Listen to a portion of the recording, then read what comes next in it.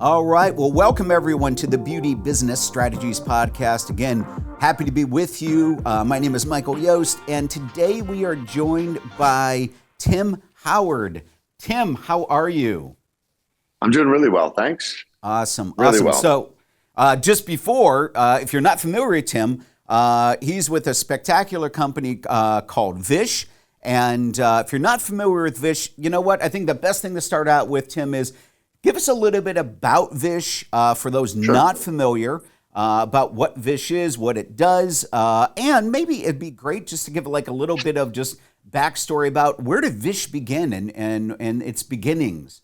So why don't you take us on that quick journey? Yeah, I'll start there, and I'll apologize in advance because I'm on this topic in particular, I'm a bit long-winded. So Michael, you can give me all right, we've heard enough at any time. So my background has been in the hair business since I was 19. I've wore many hats as a salon owner. I worked for a product company, Aveda, for many years as a guest artist and educator for them. And then during the time owning the two salons that I had, a lot of problems just existed around our salon, and I've always been really curious and interested in technology. So looking at the front desk and looking at our booking system and our POS, I'm thinking, why is it not communicating with our color bar? And I know there's a lot of problems on the color bar that aren't being solved, and I know technologies can solve them. How I knew they existed and technology could solve them is because I was writing everything down. I was going to the color bar. I was, making my formulas as a hairdresser, and being honest, recording about 20% of the things that I did, and then at times would then go back into the POS and type everything in. When it comes time to do a hair color order, I would have to do a color count. I would have to go into the POS and then manually update my stock take so that I could generate an order. So just knowing that was a manual process that could be replaced by technology, started looking into how we could solve the issue. And at the time, scales were not at the technology that they are now, meaning weigh scales. They weren't Bluetooth. They were not wireless. They were lab scales that required them hooking up to a computer and color bars. So I knew it wasn't time. So I just sort of went into the industry with all my cohorts and just started talking about it and getting validation if this was a good idea or not. So finally, sat down and I was looking for an engineer at that point to help build the code because I am far from an engineer, and met with somebody. We started working on the project, and then Bluetooth technology came out in color scales. So we knew that we could start the project. And initially the project was about really eliminating the waste and just having more visibility of what's going on at the color bar. But of course, as you create something, the customer is what really drives the evolution of the product. So we started to look at, as we're pulling in this data and we're mixing formulas and we're getting rid of waste, well, then we start to see all these other things unfold, which is where all the cost and the money is going. So we then set out to kind of change how Vish operated so that it wasn't just focused on the color waste, because we knew it could do so much more. And that was the early days. So as we started to get our feet wet and started to build this software, what I've learned is really important to this day is, make sure that the engineers are building what you need. So what it turned out was my partner at the time was an engineer who built code that was what they call spaghetti. It was not healthy code. So it kept having rife with problems. So we ended up parting ways, and we formed the second version of Vish, and we went back and built it. And it was a really valuable lesson. Our first foray into building technology for the salon industry, which technology has to be so secure and stable. There can be no interruptions to what that person's doing every day.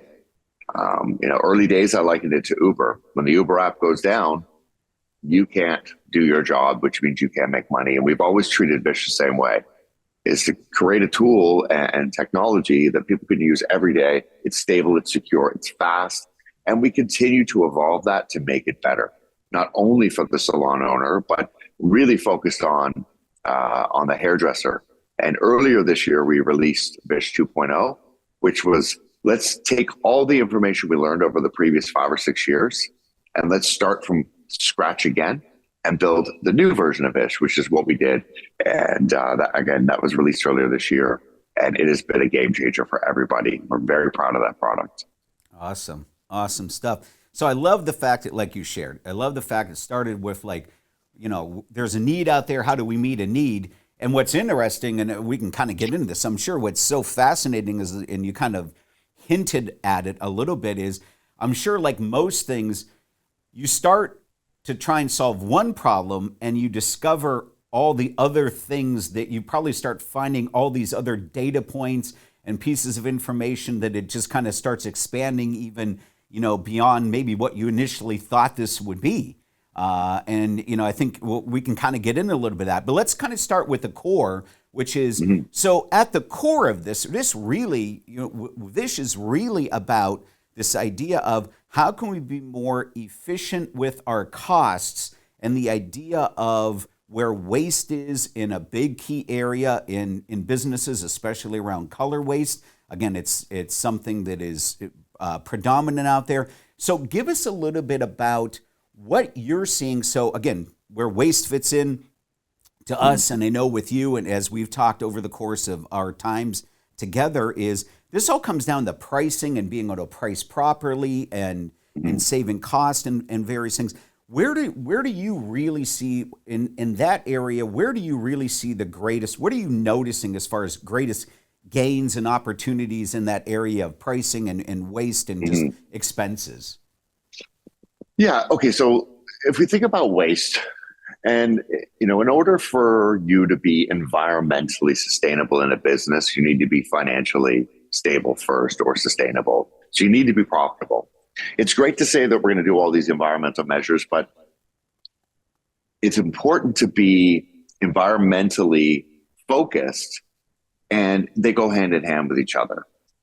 So by eliminating the extra color that you're using, that has such an impact on the business, of course. You don't have to raise your prices as frequently, and you don't have to order as much color, which means from an environmental standpoint, the manufacturer of that hair color is producing less, shipping less, and then we're throwing away less packaging, and we're throwing away less waste that's going into our waterways. So there's the environmental side of that, and we resolve that really quickly. Most salons start at Vish with a 40% waste, which is 2 out of 5 color tubes get thrown away. So a massive problem. And then in order to combat that, what we end up doing is raising our prices. And what does that do? Right? Our most loyal, frequent customers who come every 6 or 8 weeks, it's impacting them the most. And they're the ones who aren't using a ton of color. So it's off-putting. And then we try to combat these increased prices again by raising prices. And then the lion's share of that is going to the hairdresser, where when we looked at the services that are happening across the board, your highlighting services have been the most profitable historically. And that's because you can charge a higher price for that service, and the cost of goods is much lower. The average cost of a lightener per gram is about 5 cents. Where you look at what color costs, it ranges between 15 and 25 cents a gram. So we have these services like toners and new growth applications, which, yes, they're less booking time, but the cost of goods are 4 or 5 times the amount of a lightning service. So what Vish sets out to do is make every service on your menu equally profitable. And how we do that is we price adjust. So your menu is set up and your prices are set up based on the area that you're in, the experience level of the hairdresser, cost of goods, the time to book that appointment or time to apply that color. All those things factor in. But if what we're looking at, and we're fortunate at Vish that we pull data from a lot of salons, and we take that data and dissect it so that we can re-strategize and really see what's going on in great detail in the salon. One of the things that we found recently is if we look back to 2023 and compare to 2024, customers are stretching their appointments out by an additional 8 days. So think about that. And in that time, we know inflation has caused a lot of other costs to go up as well. Maybe your hair color is increased by 5 or 7%, the cost of goods from the manufacturer. You're absorbing all of these extras, which means you're eroding your profit. So what we aim to fix is, well, let's adjust that price so that not necessarily, look, everybody should do a price increase annually. We get that. But that doesn't resolve the problem. And if we go back to that client who's now coming in 8 days later, how are you making up the difference for that extra color is being used? Or you have a subset of your clients who are coming in every 6 or 8 weeks for, say, a root touch-up. And then you have another subset that typically come in every 10 or 12 weeks. Your booking time is the same, your commission rate is the same, but yet your cost of goods are 30% more. So what Vish does is we put that threshold on every service, that this is a standard amount of color that should be used in this service. And that is based on, if it's permanent color, what is your most frequently used permanent color line? Here's how much color you should use. Let's say 40 grams at an 8-week service. Anything over and above that, you use a more expensive product, you use more color, we'll price adjust that at the front desk. If not extra time was taken, let's only charge for the color used with a markup. That revenue goes back to the salon. And what we're able to do there is do that consistently and keep the cost down to the customer so they don't get sticker shock. And then the most frequent loyal customers who don't use extra color are not being charged more.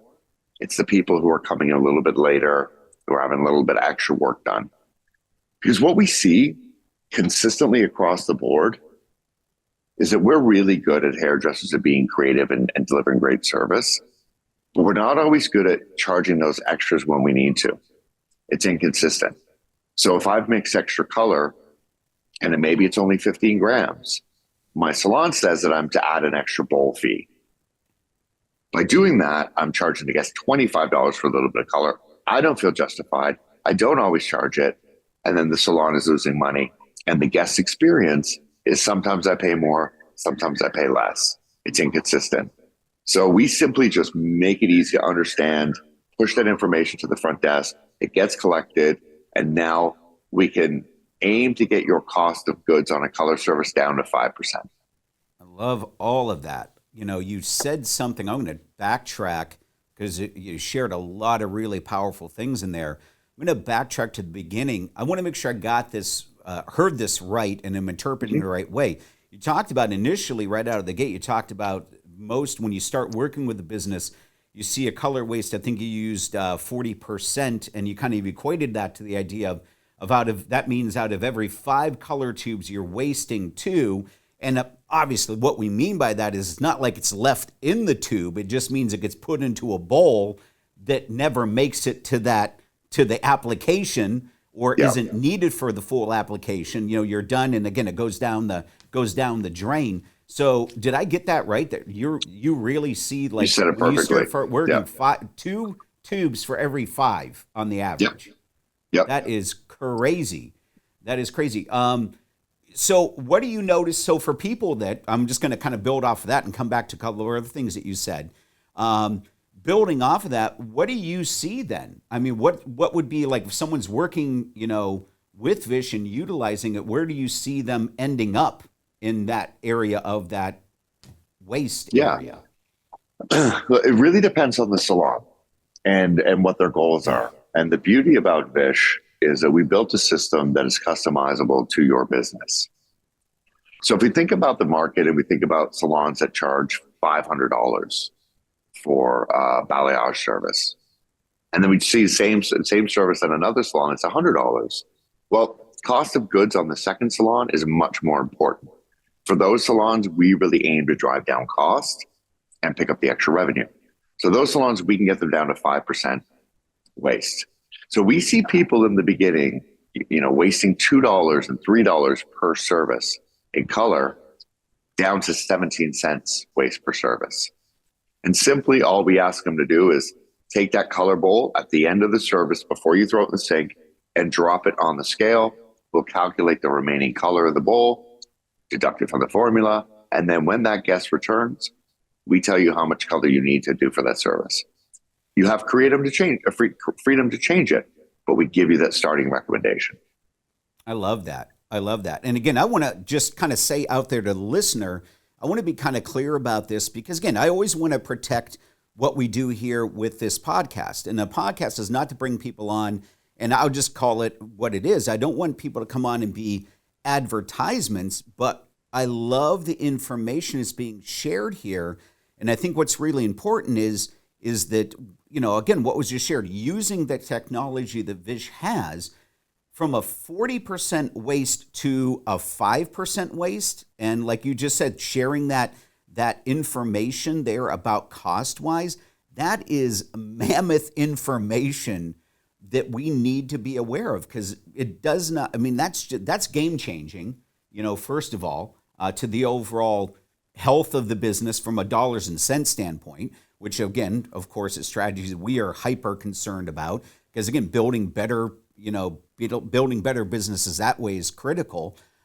So I love, what you're doing there. And again, for those that might not be fully tuned in to Vish, this is something when you're saying, hey, all we need to do is go back and plop that, all we ask is that reweigh at the end and it calculates, that all gets taken care of. Like, that's just done. There's no other necessary steps that the business owner has to do. This is auto-calculated because of the technology you have. Exactly. And I think about, what resonates. I go into a lot of schools and talk to a lot of students who are just entering the world of hairdressing. And I talk about the environmental story. And I think what's really impactful there is you can solve a massive problem. And like I said, 2 out of 5 color tubes. And then the ripple effect of that, which is, and it's not malicious, we just overmix, is that goes into the waterway, damages the environment, the shipping and the manufacturing of extra color, how big that is. You take 2 seconds and you lay a bowl on a scale and it eliminates that problem. Fuel for shipping, containing packages, water, waste everywhere is simply fixed by that. And I think what I meant earlier about, profitably and sustainable and environmentally sustainable is that it's got to make sense. It's got to be easy to do. And I think when we look back at when we started Vish, and I would go and I guess and validate in the industry, is this a problem? Is this a need? Do we need technology at the color bar? Everybody that I spoke to had a coffee can or a tub of lightener that they used to dump their waste in. And sure, great, we can highlight the problem. But how do you solve it? You can't solve it just by showing people what the problem is. Is offer them a solution that is easy. And I'm going to show my age here, but I was around when Napster was free music sharing theft, right? So people were sharing songs. It was killing the industry. And the record companies were just after shutting down people who were sharing music and fining people. But Steve Jobs had a different idea. Make it more convenient to buy music. And it changed, right? So it changed the industry. It revitalized or saved the industry. Just people want to do good and people want to do the right thing and to be more environmentally conscious and sustainable. You just need to make it simple for them to do and to achieve. Well, I'll relate to your age, Tim, because I remember that very well. And again, what was crazy at that time for those that did not live through that was there was a time when, Napster was this free music service and, you just shared music. Well, you also shared the other side point that Tim didn't say, was you also shared every virus and bug possibly out there that just killed and crashed computers. But on the surface, though, when it was first, and you mentioned, like I said, with Apple and Steve Jobs, when they first introduced this idea, it was simple, but at the same time, it had a charge with it. And people thought that was crazy that you would charge. And now it's the common thing. And even though you say, I get my music free. No, you pay Spotify a monthly fee. You pay all these things that evolved a little bit, but everyone's got their music services. And again, it helped to reestablish an industry in a different way, but in a fair and equitable way from that standpoint. So that's interesting. I want to kind of move this on. And I know what some people are thinking out there. And again, we'll give the the link at the end around Vish and how to get in touch with them? Because I know some of it's just like, again, we could get into how this ties in with software and all this and how does it work this easily. I'm going to let you guys, if those are questions you guys have, I'm going to let you reach out, and like I said, Tim will give all the info how to get in touch with them at the end.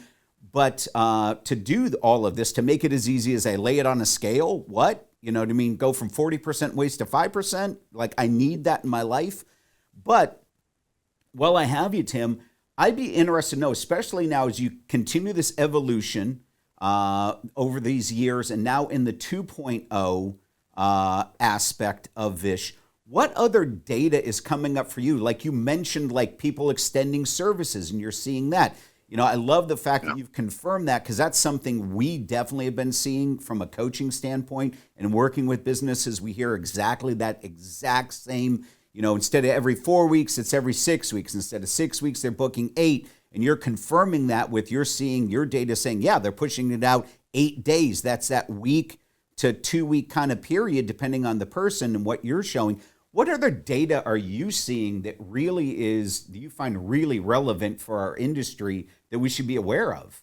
I mean, there's so much. Off the top of my head, I think what we're really looking at right now. So I think good software is software that speaks to other pieces of software. Rather than having 5 different apps that you're using to run your business, you need something to come into a central point so that we can look at many things and many factors. And part of what we do, again, is reduce waste, increase revenue and profit. How we do that, we described the Reway, but how we do the profit side of things is sending that additional charge to the front desk. Now, what we know from the data that we pulled back is that that's not always happening and not happening consistently because we're not tapping right into the POS. So we can show you on the front desk what you need to charge, but you're going to have some hairdressers, don't charge Mary that, just let that go. We want to make everything seamless. So what we're working on right now is two-way syncing with the major POS companies so that what happens in Vish appears in your Salon software. Formulas go back and forth. Prices go back and forth so that we're able to make sure that you're not spending a lot of time going back over and comparing and reconciling, and we're going to do that automatically. The other thing that we're looking at is we see a common problem amongst salons, and they're scrambling with their color orders. They're taking extra time to do it. They're still doing it manually and entering that into their POS to generate a purchase order. And it's often inaccurate. We're overstocking on some products, understocking on others. So what we're beta testing right now is an inventory feature that's never been built before in our industry, which is let's track the color as you're mixing it. We're going to have your mins and maxes in Vish, and we're going to give you the ability to reorder through us. But let's take that data and let's really look at what your trends are with color. And we'll be able to tell you that you're stocking way too much of this product and you're understocking another product. It gives you the ability to automatically adjust your mins and maxes based on consumption. And then let's say that we're heading into the holiday season. You need more color on your shelves.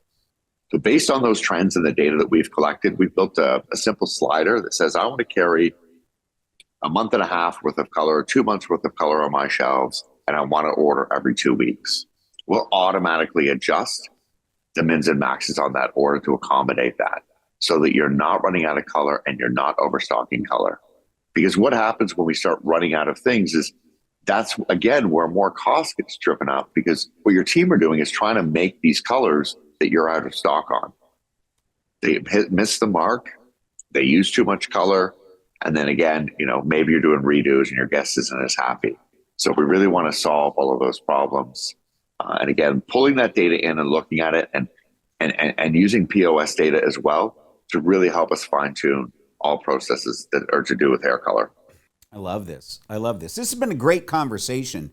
And, as we wrap up this, I think the one thing that just jumps out at me from just this conversation, I feel like we're just getting warmed up, to be honest. So, as I think I feel like I say to every guest, we got to do more of this, but I really mean it. So we got to keep kind of revisiting these things. But I think the one thing, especially today, that jumps out is the more you understand and the more you know about your business, the better. It's just about having the right information to make good decisions. At the end of the day, it's something that for 30 plus years, Strategies is believed in 100%, which is, again, good information helps us to make good decisions.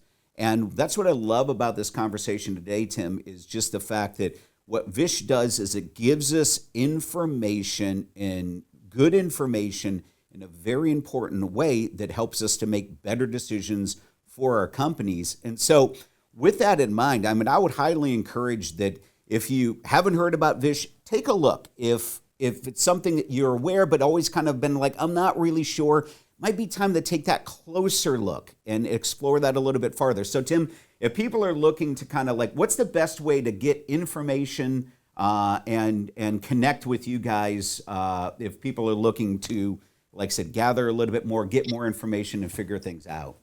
Yeah, absolutely. Our website is always the best resource because we have full videos explaining Vish. You can book a demo right through our website. But I think the white papers and case studies that we have on our website are fantastic, that they really show the impact that we've had in salons. And we do a lot of deep dives into data. So that would be my first place to start. But of course, if you are Vish Salons on social media, see a lot of great videos, a lot of people speaking about our product and what we do. And then we're always around. And my direct email is timothy@getvish.com. So feel free, anybody reach out at any time. And not only, we've had people in the past that use our technology in the first version of Vish, like a first pass at everything, had some flaws. And anybody who's used Vish in the past and wants to revisit it, please take a look, because we've taken that feedback that you've given us over the past 5-6 years, and we've built an amazing product. Again, so we're happy to give you a demo, anybody at any time. Go to our website, getvish.com, and you can book a demo right there. Awesome. Well, thank you so much. And again, for My anyone pleasure. that might have been like, hey, listen, can you repeat any of that? Listen, as always, we always got you covered. All the information you just gave, email and links and all that, they'll be right here in the descriptor of this podcast. So no worries there. Check out the links in the descriptions. But Tim, thank you so much for your time. Appreciate it. Thank and you. Again, we'll have more conversations for sure in the future. So thank you. Excellent. Thank you. Enjoy. Right. Take care. All right. And for everyone out there listening, we just want to say thank you so much for doing so, and we'll talk to you soon.